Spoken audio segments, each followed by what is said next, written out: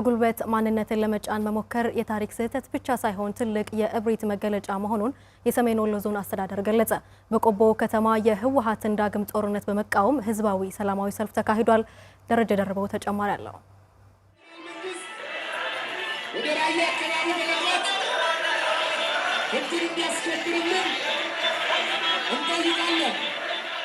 በቆቦ ከተማ የህወሓትን ዳግም ጦርነት በመቃወም ህዝባዊ ሰላማዊ ሰልፍ ተካሂዷል። ሰልፈኞቹ ህወሓት በህዝቡ ላይ ያደረሰ ያለውን ጫና ለመቃወም በአደባባይ መውጣታቸውን ተናግረዋል። ወራሪውና ጨፍጫፊው የወያኔ ቡድን በራያ ህዝብ ላይ በስድስት ወረዳዎች ላይ በራያ ለማጣ፣ በራያ ባላ፣ በከተማ ለማጣ፣ በኮረም ከተማ፣ በኦፍላ ወረዳ፣ በዛታ እጅግ በጣም ከፍተኛ የሆነ የሰብአዊ ድርጊት እየፈጸመ ስለሆነ ይሄንን ወራሪ ኃይል ለመቃወምና የደረሰውን ግፍና መከራ ለኢትዮጵያ ህዝብና ለዓለም ህዝብ ለማሳየትና ብሶታችንና ችግራችን ለመግለጽ የተደረገ ሰላማዊ ሰልፍ ነው። የራያ ህዝብ ከትግራይ ህዝብ ጋር ጠብ የለውም ያሉት ሰልፈኞች ጠብ እየፈጠሩ ያሉት የህወሓት ጥቅመኞች መሆናቸውን ገልጸዋል። ከህወሓት ጠባጫሪነት ራሳቸውን መጠበቅ እንዲያስችላቸውም የፌዴራል መንግስቱ ማንነታቸውን እንዲያረጋግጥላቸው ጠይቀዋል።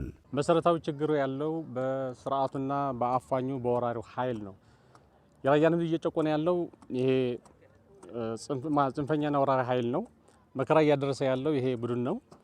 ስለዚህ የራያ ህዝብ ጠላት ወያኔ እንጂ የትግራይ ህዝብ ጠላት አይደለም። ጠላት ሆኖ ማያውቅም።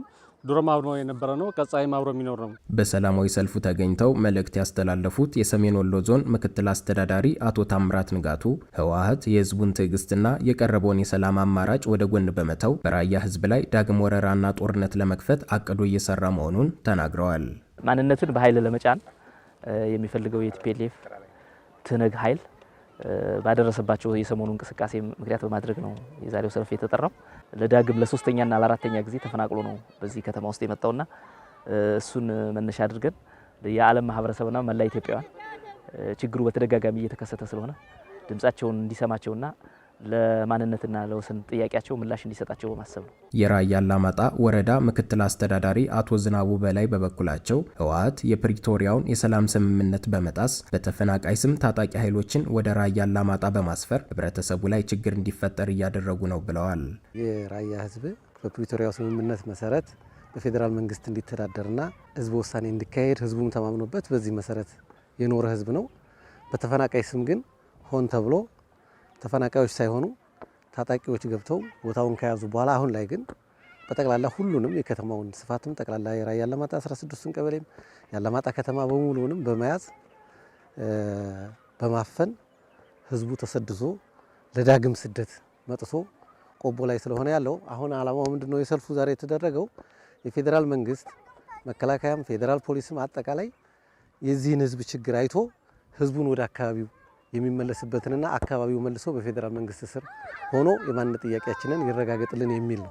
በሰልፉ የራያ ቆቦና የቆቦ ከተማ የመንግስት የሥራ ኃላፊዎችን ጨምሮ የስድስት ወረዳዎች አመራሮችና ነዋሪዎች ተሳትፈዋል።